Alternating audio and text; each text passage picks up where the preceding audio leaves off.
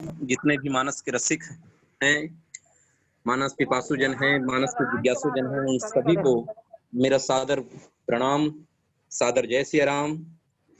सभी सम्मानित जनों को, वरिष्ठ जनों को, जैसा कि आपको पूर्व में विदित है कि 2 राज्य स्तरीय एक अभूतपूर्व मानस संगोष्ठी की सफलता के पश्चात समूह के सम्मानित सदस्यों के आग्रह को स्वीकार करते हुए साप्ताहिक मानस संगोष्ठी का रूप आज आप सबके सामने प्रस्तुत है और आज के विषय संदर्भ आप सबके सामने रखा जा चुका है, पूर्व में आपको अवगत कराया जा चुका है। आप सभी को इस प्रथम मानस संगोष्ठी साप्ताहिक में मैं स्वागत करता हूं, अभिनंदन करता हूं। मानस दर्शन जीवन अर्पण ये भाव लेकर आइए परमात्मा राम के चरणों में अपने भाव, श्रद्धांजलि, श्रद्धा सुमन अर्पित करते हुए आज के इस कार्यक्रम को हम गति प्रदान करें।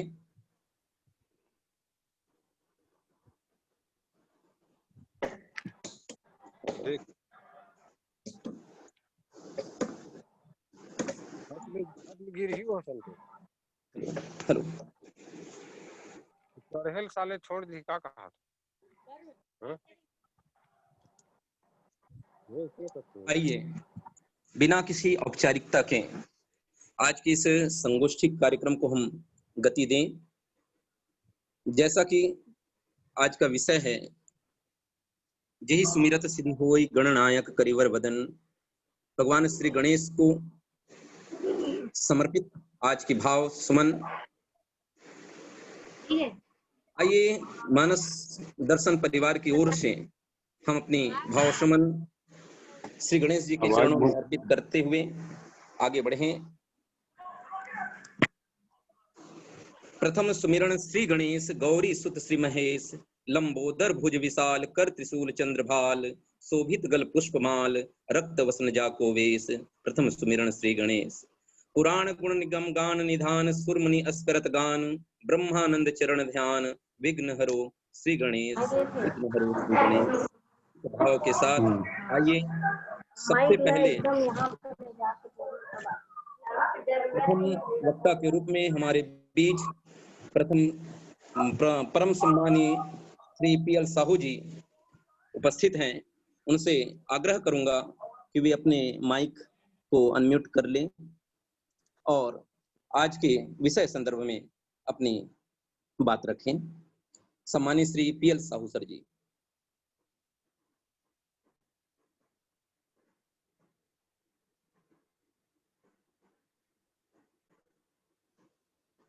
माइक ऑन नहीं है सर, माइक ऑन करिए पहले। जी जी, पीएल साहू सर जी, आपसे अनुरोध, कृपया अपना माइक जो है ऑन कर लीजिए।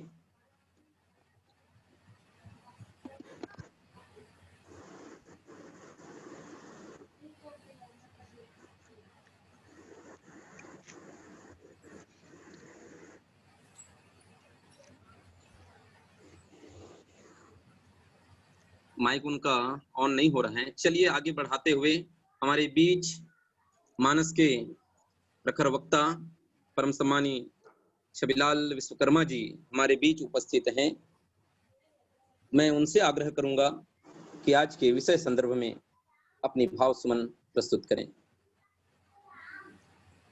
सम्मानीय छबिलाल विश्वकर्मा जी।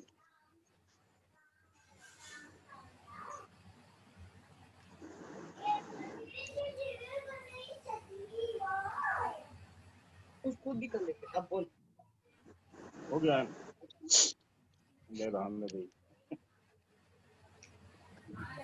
पीएल सर जी की माइक चालू हो गई है और विश्वकर्मा सर का अच्छा। बंद है अभी। जी जी जी जी sir. PL Sahu sir ji, आपसे विनम्र आग्रह, आज के विषय में अपनी बात रखें। बहुत बहुत धन्यवाद सर। वैसे मैं इस प्रसंग के संदर्भ में तैयार नहीं हूँ, केवल आज तो मैं सुनने के लिए ही बैठा हूँ। तो आप लोग जारी रखिए, फिर अगली संगोष्ठी में जो भी होगा मैं तैयारी करूंगा। जी सर, जी सर, थोड़ी तो भाव रखिए चलिए। सर, फिर जो भी है हाँ? थोड़ी भाव रखिए, इतना तो आप सक्षम हैं सर, अरे तैयारी अचानक की में तो जरूरत नहीं है आपको, जहां है। तक मुझे लगता है, जहां तक मैं आपको जानता हूं, तैयारी की जरूरत तो है नहीं सर, मुझे लगता है। अरे ऐसा नहीं है। देखिए, जी मानस के मंगलाचरण में जी पहला जो सोरठा गोस्वामी जी ने लिखा, जो सुमिरत सिद्ध होए गणनायक करिवर बदन, और करहु अनुग्रह सोय बुद्धि रास शुभ गुण सदन। वैसे प्राय मंडलियों की आदत बन गई है कि हम इसको जो सुमिरत सिद्ध होए न पढ़ के जय सुमिरत सिद्ध होए पढ़ते हैं। तो दोनों में अर्थ यही सुमिरत सिद्ध होए माने जिसके स्मरण से सिद्धि होती है, सिद्धि की प्राप्ति होती है। और यदि हम कहें जो सुमिरत सिद्धि होए, तो जिन्होंने स्मरण किया और उनको सिद्धि मिली, ये दोनों अर्थ हो सकते हैं जहां तक मेरी समझ है। तो वैसे भी गणेश जी के बारे में गोस्वामी जी ने लिखा है, महिमा जास जान कन राहु प्रथम पूजियत नाम प्रभाव। तो नाम के प्रभाव से ही गणेश जी प्रथम पूज्य हुए, ये गोस्वामी जी की धारणा है। और गणेश जी को सिद्धियों का देवता कहा गया है। रिद्धि और सिद्धियों के, रिद्धि और सिद्धि उनकी दो पत्नियां हैं। तो समस्त सिद्धियां जो हैं गणेश जी से प्राप्त होती हैं। तो गोस्वामी तुलसीदास जी भी निवेदन कर रहे हैं कि आप मेरे ऊपर कृपा कीजिए, और गणेश जी के नामों के साथ गजानन, गणपति, करिवर बदन, कथा तो बहुत लंबी है कि गणेश जी को हाथी का सिर कैसे मिला, मैं इस पर नहीं जाऊंगा। लेकिन हाथी की जो मुख्य विशेषता है कि हाथी की आंखें जो है बहुत छोटी होती हैं, लेकिन बहुत पैनी आंखें होती हैं। और हाथी का सबसे संवेदनशील अंग है सूंड। तो इस प्रकार से गणेश जी को करिवर बदन कहने का आशय है कि गणेश जी की दृष्टि जो है बड़ी पैनी है। गणेश जी को विवेक का देवता माना गया है। जिन उनके स्मरण से जास जो सुमिरत सिद्धि होय गणनायक करिवर बदन, करहु अनुग्रह सोय बुद्धि राशि शुभ गुण सदन। गणेश जी बुद्धि के राशि हैं, बुद्धि के भंडार हैं, और शुभ गुणों के भंडार हैं। इसलिए सबसे पहले गोस्वामी जी गणेश जी की वंदना करते हैं।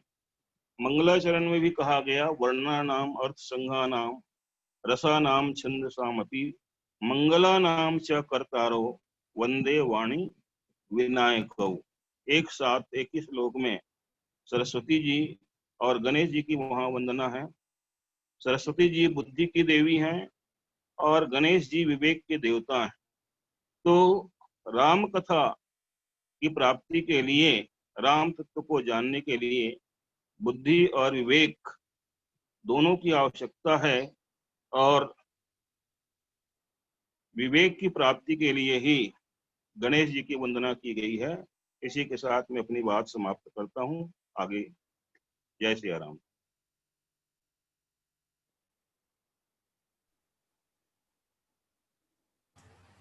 माइक ऑन करिएगा देवेंद्र भैया, जी सर, सॉरी सॉरी सर, ध्यान रखेंगे। बहुत बहुत जी सर, जी सर, बहुत जी सर, बहुत बहुत धन्यवाद सर जी कि आपने हमारे आग्रह को स्वीकार किया और आज के प्रसंग पर अपने भाव रखे हैं। आइए दूसरे क्रम पर हमारे बीच सम्मानीय छबिलाल जी विश्वकर्मा, भूतपूर्व प्राचार्य, व्याख्याकार उपस्थित हैं। उनसे मैं आग्रह करूंगा अपनी माइक ऑन कर लेंगे और आज के विषय संदर्भ में अपने भाव प्रस्तुत करेंगे। परम सम्मानीय छबिलाल विश्वकर्मा जी, भूतपूर्व प्राचार्य, सर जी, आपसे आग्रह है।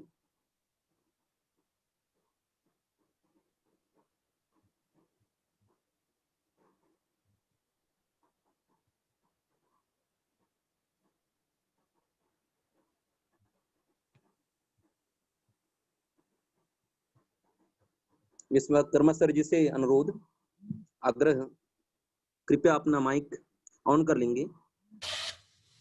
विश्वकर्मा सर जी, आप मोबाइल में देखिएगा, मोबाइल में स्पीकर का ऑप्शन है, इसको वहां से रेड मार्किंग है, उसको क्लिक करिए एक बार। हाँ, हो गए कनेक्ट। अब जी जी सर, हाँ जी सर जी। वर्णानाम अर्थ संघानाम रसानाम छंदसामपि मंगलानाम च कर्तारौ वंदे वाणी विनायकौ। वर्ण, रस और छंद के साथ ही मंगल के करने वाले वाणी सरस्वती और विघ्नहर्ता गणेश जी की वंदना करते हुए आप सभी को इस मानस दर्शन जीवन अर्पण इस साप्ताहिक गोष्ठी में, आज का जो प्रथम साप्ताहिक गोष्ठी आप सबके लिए मंगलमय हो। आज श्रावणी, सर आपकी आवाज नहीं आ रही श्रवण सर। द्वादशी है, आज श्रवण द्वादशी है और सुनना है ना, जिनके श्रवण समुद्र समाना। तो रामकथा में जहां पर सुनने की प्रक्रिया आती है तो श्रवण करना, मनन करना और निधिध्यासन, कवि परंपरा के अनुसार ये तीनों बातें महत्वपूर्ण है वक्ताओं के लिए और श्रोताओं के लिए। इसलिए सभी वक्ता और श्रोतागण इस मानस गोष्ठी में संगोष्ठी है। इसलिए सिय राम मैं सब जग जानी, करम प्रणाम जोर जुग पानी। आप सबको वंदन करते हुए आइए आज का जो हिरवानी जी चलने दीजिए, आ रही है, आवाज आ रही है, चलने दीजिए, कंटिन्यू। आज जो प्रसंग जो चला है वह एक सोरठा से चला है। जो सुमिरत सिद्ध होई गणनायक करिवर वदन, करऊं अनुग्रह सोई बुद्धि राशि शुभ गुण सदन। ये सोरठा से। इसके पूर्व में जैसे मैंने, हाँ हेलो, आवाज आ रही है? आ रही सर, कंटिन्यू रहिए, कंटिन्यू रहिए। हिरवानी जी आ रही है, आवाज बढ़िया आ रही है, चलने दीजिए। हेलो। तो सोरठा से हेलो गणेश का स्मरण करते हुए तुलसीदास जी ने कवि परंपरा का निर्वाह किया है और ये कवि परंपरा में कार्य महाकाव्यगत जो विशेषताएं होनी चाहिए। और ये कवि है जब महाकाव्य की रचना करता है तो किसी महाकाव्य की रचना करते समय हम मंगलाचरण करते हैं। तो ग्रंथारंभे ग्रंथ मध्य ग्रंथांते मंगलाचरण कुर्यात्, ये कवि परंपरा है। और उसी कवि परंपरा को निभाते हुए तीनों प्रकार के जो मंगलाचरण तुलसी जी ने किया है। पहला नमस्कारात्मक क्रिया वंदे वाणी विनायक को, उसने नमस्कार किया। दूसरी जो प्रक्रिया है आशीर्वादात्मक, वो आशीर्वादात्मक क्रिया है जो सुमिरत सिद्धि हो गणनायक करिवर बदन, करऊं अनुग्रह सोई बुद्धि राशि शुभ गुण सदन। अभी आदरणीय प्यारे लाल जी साहू आदरणीय गुरुदेव ने कहा कि जो और यही, निसंदेह उसके दो अर्थ हो सकते हैं, है ना। क्योंकि जहां पर गणेश जी के संदर्भ में है तो जहां गणेश जी महिमा से, महिमा चासु जान गणराऊ और प्रथम पूजियत नाम प्रभाव, तो राम के नाम के प्रभाव से जिसने प्रथम पूजा का पात्र बना, ऐसे गणेश जी की वंदना करता हूं, वो मुझ पर कृपा करे, मुझ पर कृपा करे।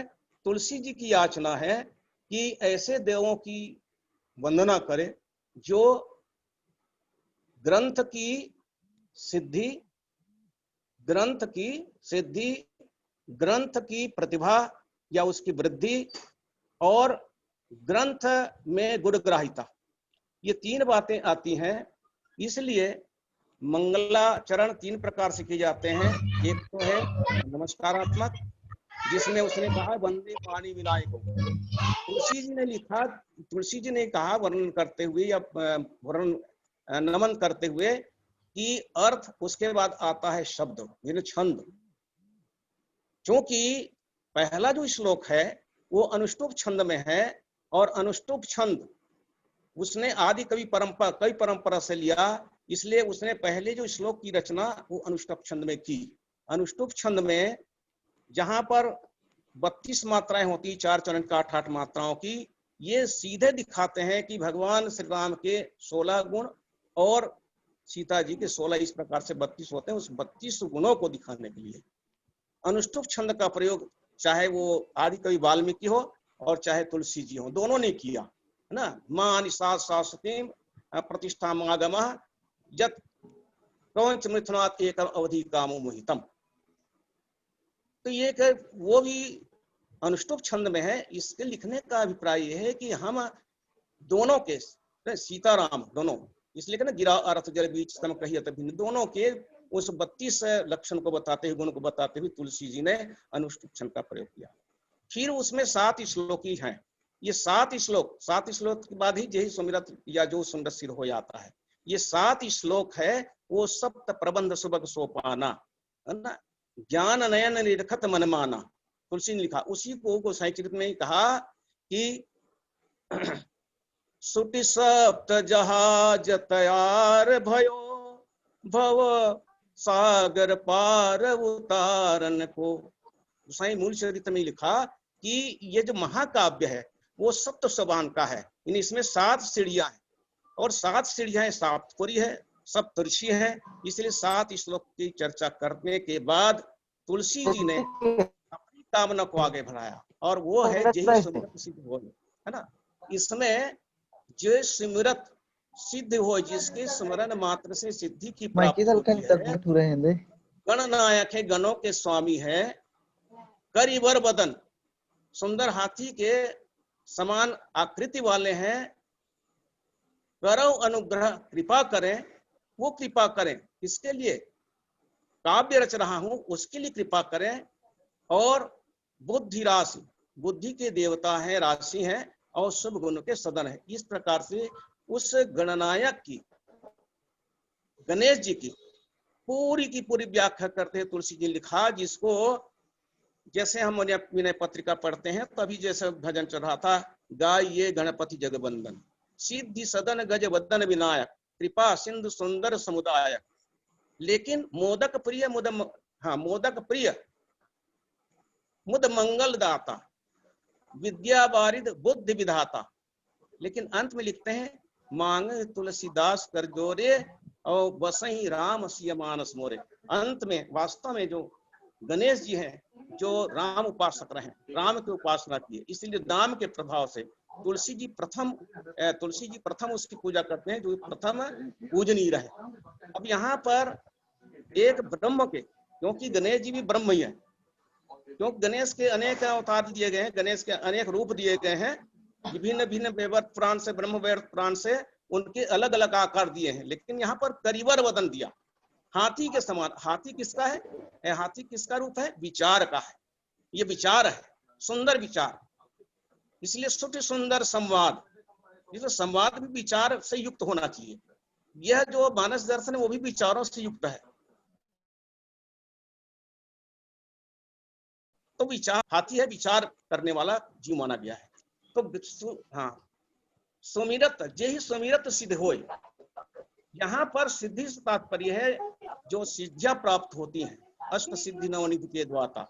तो अष्ट सिद्धियां जो प्राप्त होती हैं, यानी महिमा लेखमा प्राप्त प्रकामिशित वसित लघुमा, ये सब सिद्धियां हैं। इनकी प्राप्ति के लिए तुलसी जी पहले कहते हैं सिद्धि, क्योंकि मुझमें वो जो कवित्व भाव है, मेरी जो पोएटिक गिफ्ट है, एनर्जी है, भाव है, उनको आप सिद्ध कीजिए।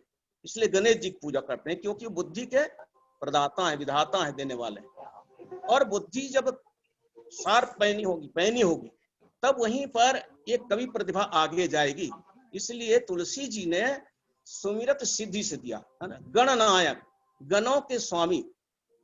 अब गणों के स्वामी इस तात्पर्य है कि जितने भी रुद्रगण आदि हैं इनसे ले लीजिए। तो रुद्र गणों को जहां पर समन्वय करने का भाव था, वो इसलिए उसको गणनायक की उपाधि दी गई। वो गणों के स्वामी हुए, है ना। गण है वो विघ्न करते रहे, तो विघ्नों को दबाने के लिए इसीलिए उसने एक अपने हाथ में पास रखा है, एक में उसने कुल्हाड़ी रखी है ना। ये पास किसका प्रतीक है? अनुशासन का प्रतीक है। दूसरे उसने कुल्हाड़ी रखे, वो विभिन्न जो दुर्गुण है उसको काटने का प्रतीक है। एक हाथ में लड्डू है, लड्डू मोदक का प्रतीक है। और मुद मंगलमय संत समाधि, जहां पर मोद को देने वाले हो, मोद से प्रसन्नता, और मंगल यानी कल्याण, ऐसा तत्व जो मुद भी कल्याणकारी हो और आनंद देने वाले हो, ऐसे काव्य की रचना करने के लिए उसने सबसे पहले वो गणेश जी की वंदना की सोरठा से की है। और सोरठा से के आपको मालूम है, आप सभी साहित्यवेत्ता हैं, तो सोरठा में 11 और 13 चरण होते हैं, मात्राएं होती हैं। 11 फिर 13 फिर 11 फिर 13। उसके प्रथम और तृतीय में 11 मात्राएं, और द्वितीय और चतुर्थ में 13 मात्राएं होती हैं। ये बढ़ते क्रम का प्रतीक है। इसलिए वृद्धि चाहिए, है ना, ग्रंथ की वृद्धि चाहिए, है ना। सिद्धि के बाद वृद्धि चाहिए, और उसमें गुण ग्राह्यता ही तीसरा गुण है। तो सोरठा में दी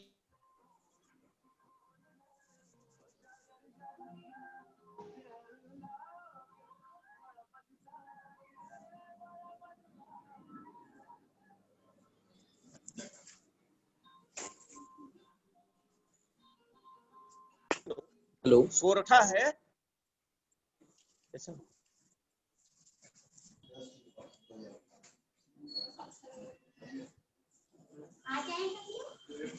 सोरठा है वो मेघ राग का है, और मेघ राग महत्वपूर्ण है। वर्षा का ऋतु होता है, वर्षा के ऋतु में मेघ आते हैं, है ना।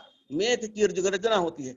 इसीलिए तुलसी ने कहा कि ये मेघ है, इसकी वर्षा होती है ना। इसीलिए कहें कि यहाँ पर रघुपति भगति इसको कहते हुए कहा कि ये सावन और भादो 2 मास है ना। सावन और भादो 2 मास है ना। पार्वती के और पार्वती और शिव के पुत्र हैं। पार्वती श्रद्धा का रूप है, पार्वती श्रद्धा का रूप है, और शिव है वो विश्वास का रूप है। यहाँ पर हम देखते हैं कि गणेश जी की एक दांत है वो खंडित है, और दूसरी दांत है वो पूरे है। इसलिए पशुत्व से अलग हो गया, पशुता उसमें नहीं रही। पशु से अलग करने के लिए उसकी एक दांत खंडित बताई गई। तो खंडित जो ज्ञान है वो लेकिन जो पूरा जो दांत, पूरी दांत है वो पूर्ण भक्ति का प्रतीक है। इसलिए श्रद्धावान लभते ज्ञानम, श्रद्धा से ज्ञान की उत्पत्ति होती है और विश्वास से भक्ति की उत्पत्ति होती है। दोनों का समन्वय है। इसलिए सबसे पहले उसने कहा कि हमारी भक्ति आगे चलनी चाहिए, और ये जो भक्ति